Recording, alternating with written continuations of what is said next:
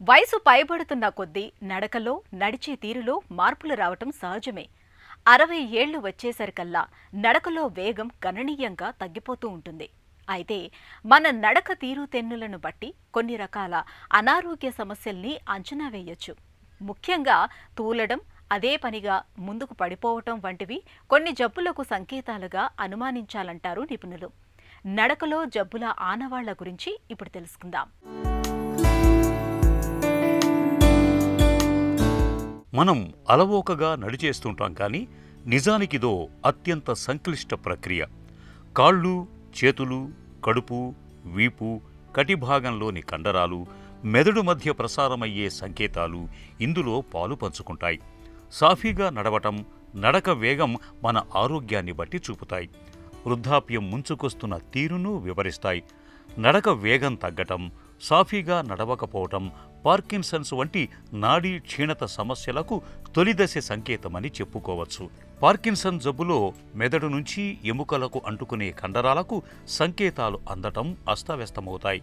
వయస్సుతో పాటు నాడులు క్షీణించటం వల్ల నడుస్తున్నప్పుడు అంగల మధ్య దూరమూ తగ్గుతుంది. ఒక్కో అంగం వేయటానికి ఎక్కువ సమయం పడుతూ ఉంటుంది. కొందరిలో పాదం ముందుకు వంగిపోతూ ఉంటుంది. దీంతో వేళ్లు నేలకు తాకి కింద పడుతూ ఉంటారు.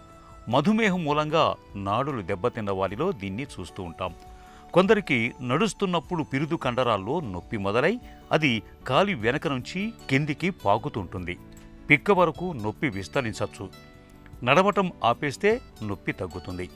దీనికి మూలం కాళ్లలో రక్తనాళాల లోపలి మార్గం సన్నబడటం, పొగ తాగటం, అధిక కొలెస్ట్రాల్, అధిక రక్తపోటు, మధుమేహం, కుటుంబంలో ఎవరికైనా రక్తనాళాల సమస్యలు ఉండటం వంటివి కాలి రక్తనాళాల లోపలి మార్గం కుచించటానికి కారణమవుతుంటాయి.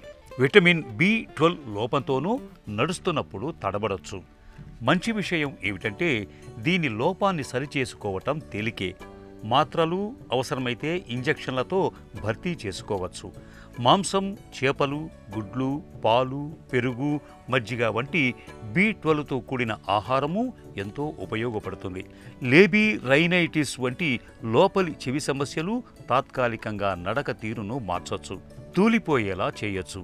ఇవి చాలా వరకు వాటంతట అవే తగ్గుతాయి.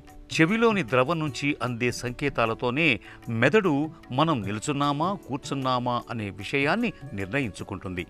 లోపలి చెవి ఇన్ఫెక్షన్కు గురైతే చెవిలోని ద్రవం కదలికలు అస్తవ్యస్తమవుతాయి.